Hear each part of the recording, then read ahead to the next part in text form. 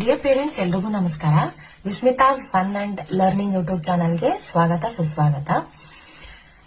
ಇವತ್ತು ನಾನು ಹೇಳ್ಕೊಡುವಂತ ಸ್ಕಿಲ್ ನರ್ಸರಿಯಿಂದ 5th ಸ್ಟ್ಯಾಂಡರ್ಡ್ ಮಕ್ಕಳಿಗೆ ಯೂಸ್ ಆಗತ್ತೆ. ಸೊ ಈ ವಿಡಿಯೋನಲ್ಲಿ ನಾನು ಏನ್ ಹೇಳ್ಕೊಡ್ತಾ ಇದ್ದೀನಿ ಅಂತಂದ್ರೆ, ಫಸ್ಟ್ ಇಂಗ್ಲಿಷ್ ವರ್ಡ್ಸ್, ಇಂಗ್ಲಿಷ್ ಪದಗಳನ್ನ ಹೇಗೆ ಈಸಿಯಾಗಿ ಓದ್ಬೇಕು, ಬರಿಬೇಕು. Second point, names of persons, ವ್ಯಕ್ತಿಗಳ ಹೆಸರುಗಳನ್ನ ಇಂಗ್ಲಿಷ್ ನಲ್ಲಿ ಹೇಗೆ ಈಸಿಯಾಗಿ ಓದಬಹುದು, ಬರೀಬಹುದು. Third point, very important skill ನಾನು ಹೇಳ್ಕೊಡ್ತಾ ಇದ್ದೀನಿ. ಫಸ್ಟ್ 2 ಪಾಯಿಂಟ್ಸ್ ಈಸಿ ಆಗ್ಬೇಕು ನಿಮ್ಗೆ ಅಂತಂದ್ರೆ, ಥರ್ಡ್ ಪಾಯಿಂಟ್ ಅನ್ನ ನೀವು ಸ್ಕಿಪ್ ಮಾಡದೆ ವಿಡಿಯೋ ಎಂಡ್ ತನಕ ನೋಡ್ಬೇಕು. ಯಾಕಂದ್ರೆ ಮಿಡಲ್ ನಾನು ರಿಲೆವೆಂಟ್ ಕೀ ಪಾಯಿಂಟ್ಸ್ ಅನ್ನ ಹೇಳ್ಕೊಡ್ತಾ ಇದ್ದೀನಿ. ಅದನ್ನ ನೀವು ಸ್ಕಿಪ್ ಮಾಡಿದ್ರೆ ಫಸ್ಟ್ 2 ಪಾಯಿಂಟ್ಸ್ ಖಂಡಿತ ನಿಮಗೆ ಟಫ್ ಆಗತ್ತೆ, ಈಸಿ ಅಂತೂ ಆಗಲ್ಲ. ಆಮೇಲೆ 4th ಪಾಯಿಂಟ್, ಪ್ರಾಕ್ಟೀಸ್ ಸೆಷನ್. ಹೇಗೆ ಪ್ರಾಕ್ಟೀಸ್ ಮಾಡಿದ್ರೆ, ಎಷ್ಟು ದಿನ ಪ್ರಾಕ್ಟೀಸ್ ಮಾಡಿದ್ರೆ ಎಂತ ಡಿಫಿಕಲ್ಟ್, ಎಂತ ಟಫ್ ವರ್ಡ್ಸ್ ಅನ್ನ ಕೂಡ ಮಕ್ಕಳು ಈಸಿಯಾಗಿ ಓದಬಹುದು, ಬರಿಬಹುದು ಅನ್ನೋದನ್ನ ಹೇಳ್ಕೊಡ್ತೀನಿ.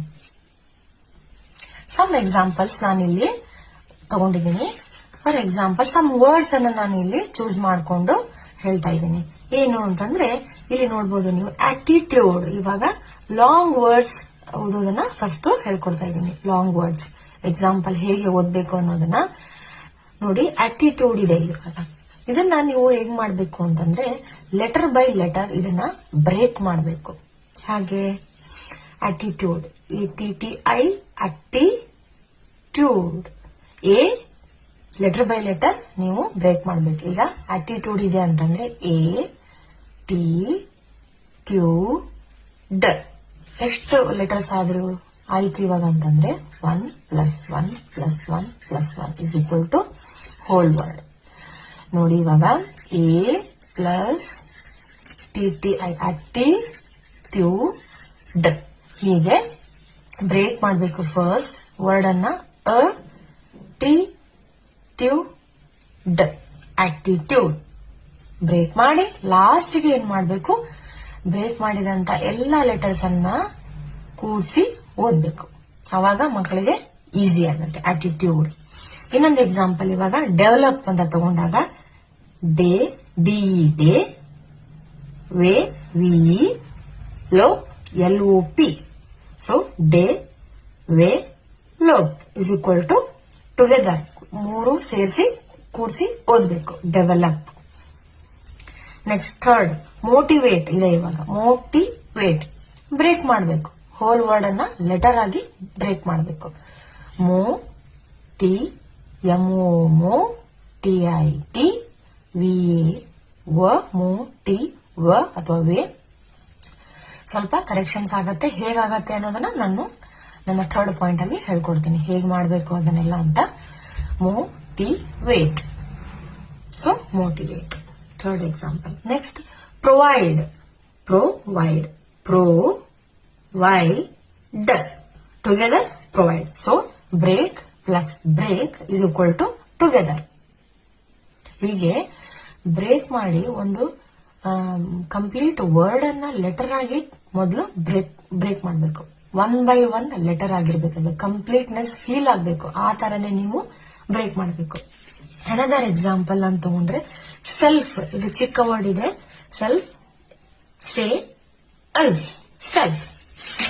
Some other examples. ಇವಾಗ ಇಂಡಿಪೆಂಡೆನ್ಸ್, ತುಂಬಾ ದೊಡ್ಡ ವರ್ಡ್. ಇದು ಕಂಪ್ಲೀಟ್ ಆಗಿ ಸಡನ್ ಆಗಿ ಓದೋದಕ್ಕೆ ಮಕ್ಕಳಿಗೆ ಖಂಡಿತ ಏನಾಗತ್ತೆ, ಟಫ್ ಆಗತ್ತೆ. ಸೊ ಏನನ್ನೋದು, ಇವಾಗ ಇಂಡಿಪೆಂಡೆನ್ಸ್ ಇದೆ.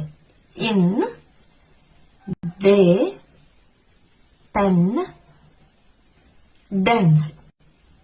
ಟುಗೆದರ್ ಓದಿದಾಗ ಹೀಗೆ ಬ್ರೇಕ್ ಮಾಡಿ, ಆಮೇಲೆ ಟುಗೆದರ್ ಓದಿದಾಗ independence, independence. ಹೀಗೇನೆ ಓದೋದನ್ನ ನೀವು ಮಕ್ಕಳಿಗೆ ಪ್ರಾಕ್ಟೀಸ್ ಮಾಡಿಸ್ಬೇಕು.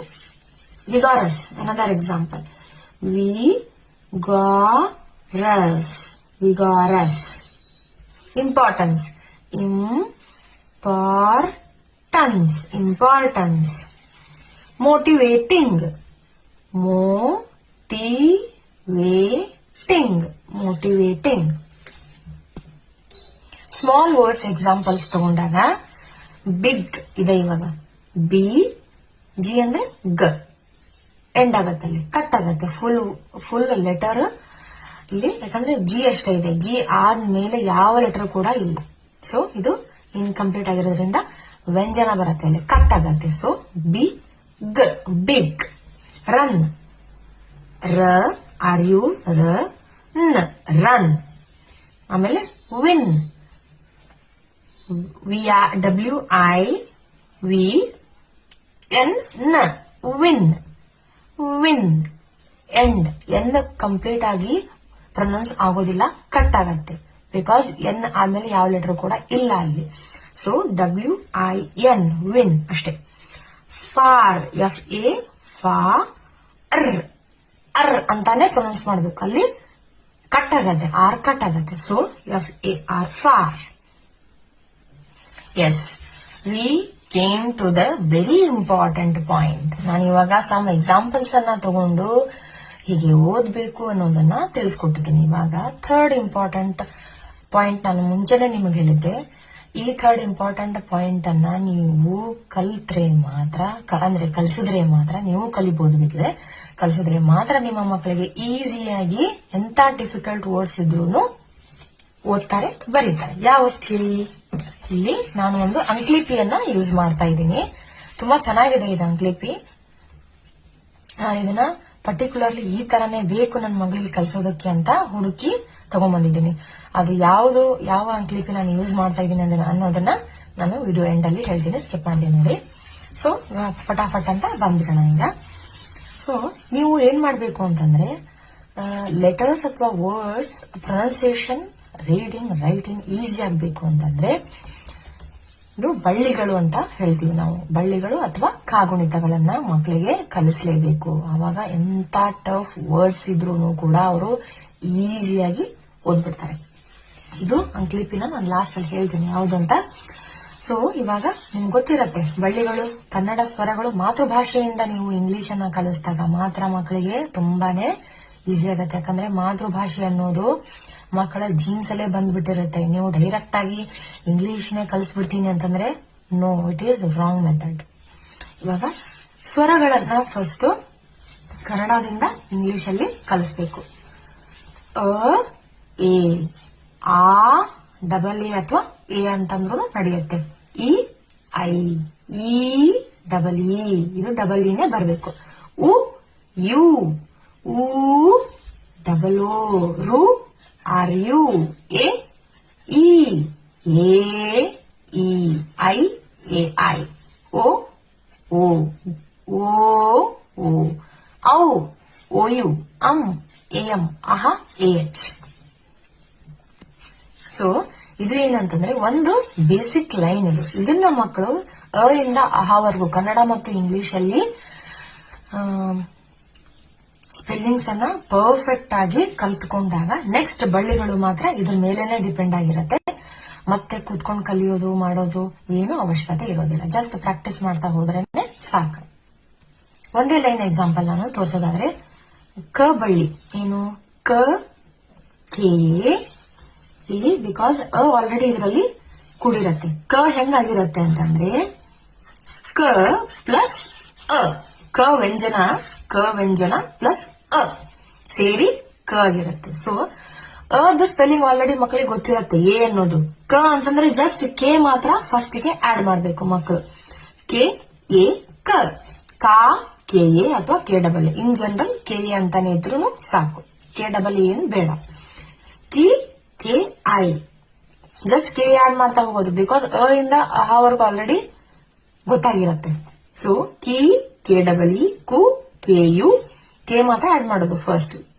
ಕು, ಕೆ ಡಬಲ್ ಯು ಓ, ಕ್ರು, K R you, K K E, K drag ಮಾಡಬೇಕು. ದೀರ್ಘ ಬಂದಾಗ ಡ್ರ್ಯಾಗ್ ಮಾಡಬೇಕು, ಎಳಿಬೇಕು. ಕೈ, ಕೆ ಐ, ಕೋ, ಕೆ ಓ, ಕೋ, ಕೆ ಓ, ಕೌ, ಕೆ ಓ ಯು, ಕಂ, ಕೆ ಎಂ, ಕಹ, ಕೆ ಎಚ್. ಇದೇ ತರ ಪೂರ್ತಿ ಬಳ್ಳಿಗಳನ್ನ ನೀವು ನೋಡೋದಾದ್ರೆ ಕ, ಕೆ ಆಯ್ತು, ದೊಡ್ಡ ಖಗೆ ಎಚ್ ಆಡ್ ಮಾಡಬೇಕು ಅಷ್ಟೇ, K H A. And next letters ಖ ಟು ಕಹ ಸೇಮ್ ಇದೇ ತರನೇ ಬರೀತಾ ಹೋಗೋದು. ಗೆ ಜಿ ಬರುತ್ತೆ, ಘಗೆ ಜಿ ಹೆಚ್ ಬರುತ್ತೆ, ಸಣ್ಣ ಗ ಇದ್ರೆ ಜಿ, ದೊಡ್ಡ ಘ ಇದ್ರೆ ಹೆಚ್. ಇದೇ ತರ ನೆಕ್ಸ್ಟ್ ಚ ಸಿ ಎಚ್, ದೊಡ್ಡ ಚ ಸಿ ಡಬಲ್ ಎಚ್. ಜ ಜೆ ಎ, ಝ ಜೆ ಎಚ್ ಎ. ಸಣ್ಣ ಜ ಇದ್ರೆ ಸಣ್ಣ ಅಕ್ಷರಕ್ಕೆ ಜೆ ಎ ಇಷ್ಟೇ, ದೊಡ್ಡ ಅಕ್ಷರ ಬಂದ್ರೆ ಎಚ್ ಬರುತ್ತೆ, ಜೆ ಎಚ್ ಎ. ಈ ತರ ಸ್ಕಿಲ್ಸ್ ಗಳನ್ನ ನೀವು ಈಸಿ ಮಕ್ಕಳಿಗೆ ಹೇಳ್ಕೊಟ್ಬಿಡ್ಬೇಕು ಮುಂಚೆನೆ, ಅವ್ರಿಗೆ ಬರೆಯೋದಕ್ಕೆ ಪ್ರಾಕ್ಟೀಸ್ ಸೆಷನ್ ಅಲ್ಲಿ ಈಸಿ ಆಗುತ್ತೆ. ಸೊ ಈ ತರ ಬಳ್ಳಿಗಳನ್ನ ನೀವು ಏನ್ ಮಾಡ್ಬೇಕು, ಕಕಗಗನ ಚಜ ಜಜಯ್ಯ ಟಟಡಣ ತತದಗನ ಪಪ ಬಬಮ್ಮ ಎರಲವ ಶಸಹ ಹಳಕ್ಷಜ್ಞ ವರ್ಗೂ ಪರ್ಫೆಕ್ಟ್ ಆಗಿ ಕಲಿಸ್ಬಿಡ್ಬೇಕು. ಹೀಗೆ ಮಾಡಿದಾಗ ಯಾಕೆ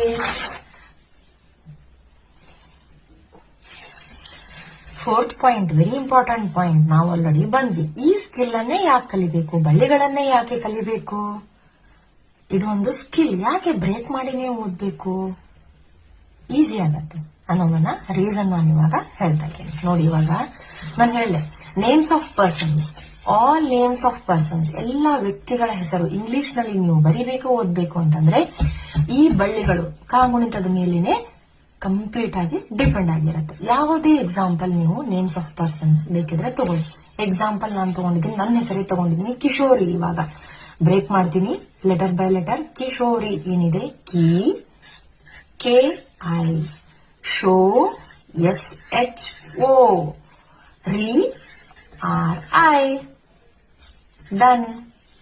ನೆಕ್ಸ್ಟ್ ಅನದರ್ ಎಕ್ಸಾಂಪಲ್, ಸವಿತಾ, ಸ ಎಸ್ ಎ, ವಿ ವಿ ಐ, ತಾ ಟಿ. ಕೆಲವೊಬ್ರು ಟಿ ಎ ಬರೀತಾರೆ, ಕೆಲವೊಬ್ರು ಟಿ ಎಚ್ ಎ ಬರೀತಾರೆ, ಅದು ನಿಮ್ಮ ಇಷ್ಟ, ನಿಮ್ಮ ನೇಮ್ಸ್ ಹೇಗಿರುತ್ತೆ ಹಾಗೆ ನೀವು ಬರೀಬಹುದು.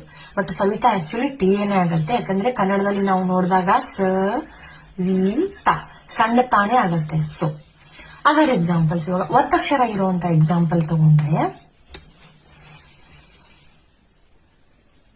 ವಿಸ್ಮಿತಾ ತಗೊಳ್ಳೋಣ, ನನ್ನ ಮಗಳ ಹೆಸರಿನೇ ತಗೊಳ್ಳೋಣ. ಬ್ರೇಕ್ ಮಾಡ್ತಾ ಇದ್ದೀನಿ, ವಿ ಲೆಟರ್ಗೆ ಬ್ರೇಕ್ ಮಾಡ್ತಾ ಇದ್ದೀನಿ. How many letters? 3 letters are there in word Vismita. So I have broken up into 3 letters. Vismita. A word into 3 letters. So V I ಸ್ಮಿ. ಫಸ್ಟ್ ಯಾವ ಲೆಟರ್ ಬರ್ತಾ ಇದೆ, ನನ್ನ ಬಾಯಲ್ಲಿ ಏನ್ ಪ್ರೊನೌನ್ಸಿಯೇಷನ್ ಬರ್ತಾ ಇದೆ, ಯಾವ ಲೆಟರ್ ಬರ್ತಾ ಇದೆ, ಎಸ್ ಅಲ್ವಾ, ವಿಸ್. So S. ಮೀ, ವಿಸ್ಮಿ, ಎಂ ಐ, ಮೀ, ತ ಟಿ. ನೋಡಿ, ಒತ್ತಕ್ಷರ ಬಂದಿರೋದು ಕೂಡ ತುಂಬಾನೇ ಈಸಿ ಆಯ್ತು. ಇವಾಗ ಋಷಭ್ ತಗೊಳ್ಳೋಣ. ವೃಷಭ್, ಅದನ್ನ ಪ್ರೊನೌನ್ಸಿಯೇಷನ್ ಅನ್ನ ಬ್ರೇಕ್ ಮಾಡಬೇಕು. ತುಂಬಾ ಏನಂತಂದ್ರೆ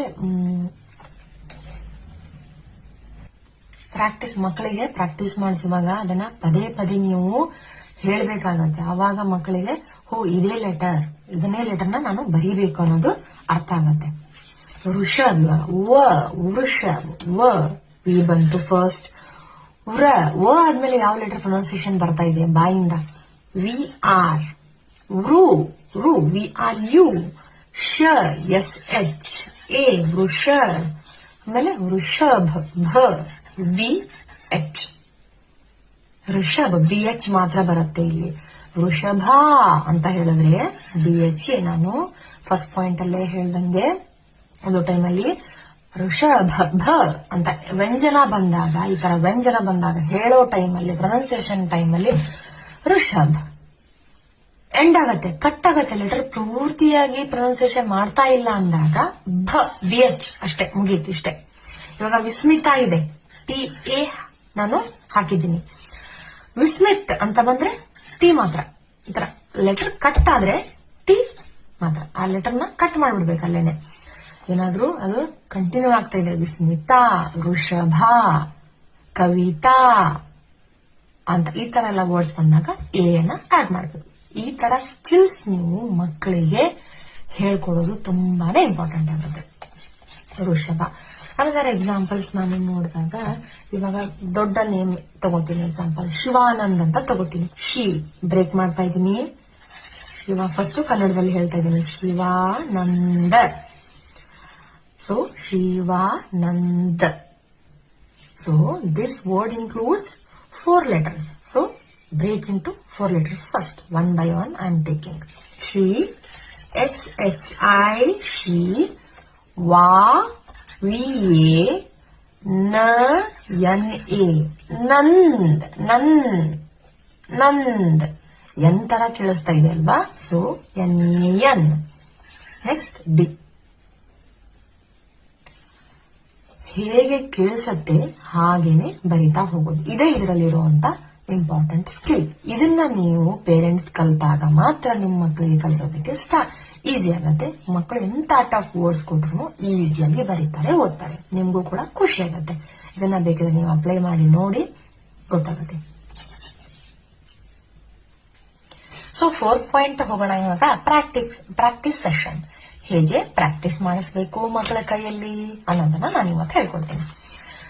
ರೀಡಿಂಗ್ ಅಂಡ್ ರೈಟಿಂಗ್ ಹೋಗೋದಕ್ಕೂ ಮುಂಚೆ ಬಳ್ಳಿಗಳು ಅಂದ್ರೆ ಕಾಗುಣಿತ ನಾನು ಹೇಳಿದ್ನಲ್ಲ, ಹಾಗೆ ನೀವು ಕಲಿಸ್ಬೇಕು.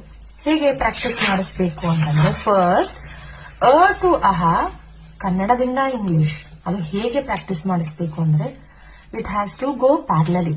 ಅಂದ್ರೆ ಫಸ್ಟ್ ಅ, ಎ, ಆ, ಎ, ಇ, ಐ, ಈ, ಡಬಲ್ ಇ ಹೀಗೇನೆ ಹೋಗ್ಬೇಕು. ಕನ್ನಡದಿಂದ English, Kannada English, Kannada English ಹೀಗೇನೆ ಹೋಗ್ಬೇಕು. ನೀವು ಫಸ್ಟ್ ಈ ಒಂದ್ ಲೈನ್ ಫುಲ್ ಬರ್ಬಿಟ್ಟು ಆಮೇಲೆ ಅದ್ರ ಕೆಳಗೆ ಇಂಗ್ಲಿಷ್ ಸ್ಪೆಲ್ಲಿಂಗ್ಸ್ ಅನ್ನ ಬರಿತಾ ಹೋಗೋಣ ಅಂದ್ರೆ ಇಟ್ ಈಸ್ ರಾಂಗ್ ಮೆಥಡ್. ಹಾಗೆ ಮಾಡಬಾರ್ದು. ದೆನ್ ಅಂಡ್ ದೇರ್, ಅಲ್ಲಿಂದ ಅಲ್ಲೇನೆ ಆಗ್ಬಿಡ್ಬೇಕದು. ಹೀಗೇನೆ ನೀವು ಪ್ರಾಕ್ಟೀಸ್ ಮಾಡಿಸ್ಬೇಕು. ವೆರಿ ಇಂಪಾರ್ಟೆಂಟ್ ಪಾಯಿಂಟ್ ಇದು. ಅನದರ್ ಇಂಪಾರ್ಟೆಂಟ್ ಕೀ ಪಾಯಿಂಟ್ ಏನಂತಂದ್ರೆ, ಅ ಇಂದ ಅಹ ತನಕ ಆಯ್ತಪ್ಪ ಪ್ರಾಕ್ಟೀಸ್. ಇದನ್ನ ಏನ್ ಮಾಡ್ಬೇಕು ಅಂತಂದ್ರೆ, ಸಮ್ 1 ವೀಕ್ ಅಥವಾ 15 days ಪರ್ಫೆಕ್ಟ್ ಆಗೋ ತನಕನೂ ನೀವು ಪ್ರಾಕ್ಟೀಸ್ ಮಾಡಿಸ್ಬೇಕು. ಯಾಕಂದ್ರೆ ಇದ್ರ ಮೇಲೇನೆ ಬೇರೆ ಎಲ್ಲಾ ಬಳ್ಳಿಗಳು ಡಿಪೆಂಡ್ ಆಗಿರುತ್ತೆ. ಇದೊಂದು ಪರ್ಫೆಕ್ಟ್ ಲೈನ್ ಬಂದ್ಬಿಟ್ರೆ ಸಾಕು, ಎಲ್ಲಾ ಲೈನ್ಗಳು ಪರ್ಫೆಕ್ಟ್ ಆಗ್ಬಿಡುತ್ತೆ.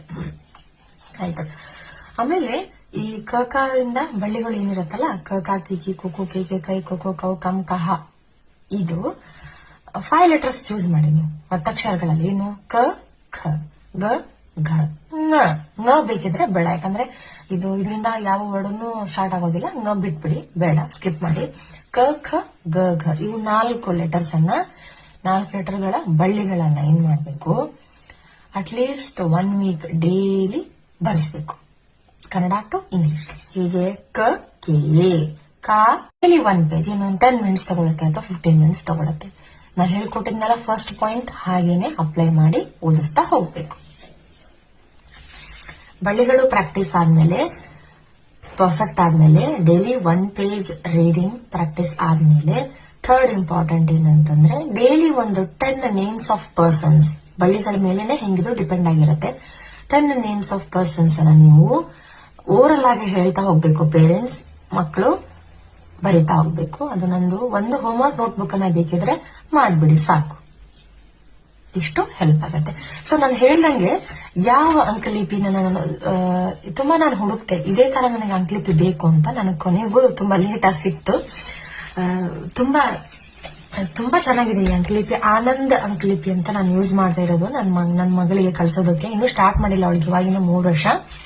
ಸೊ ಈ ಒಂದು ಅಂಕಲಿಪಿ ಎಷ್ಟು ಚೆನ್ನಾಗಿದೆ ಅಂತಂದ್ರೆ, ಇದರಲ್ಲಿ ಬಳ್ಳಿಗಳು, ಮಗ್ಗಿಗಳು ಎಲ್ಲಾನು ಕೊಟ್ಟಿದ್ದಾರೆ. ಇದೊಂದು ಅಂಕಲಿಪಿ ಆರಾಮಾಗಿ 5th ಸ್ಟ್ಯಾಂಡರ್ಡ್ ಅಥವಾ 3rd ಸ್ಟ್ಯಾಂಡರ್ಡ್ ವರ್ಗು ಅಂತೂ ಪಕ್ಕಾ ಯೂಸ್ ಆಗತ್ತೆ. ಎಲ್ಲ ಪದಗಳನ್ನ ಅಕ್ಷರಾಭ್ಯಾಸಕ್ಕಂತೂ ಇದು ತುಂಬಾನೇ ಚೆನ್ನಾಗಿದೆ ಈ ಅಂಕಲಿಪಿ.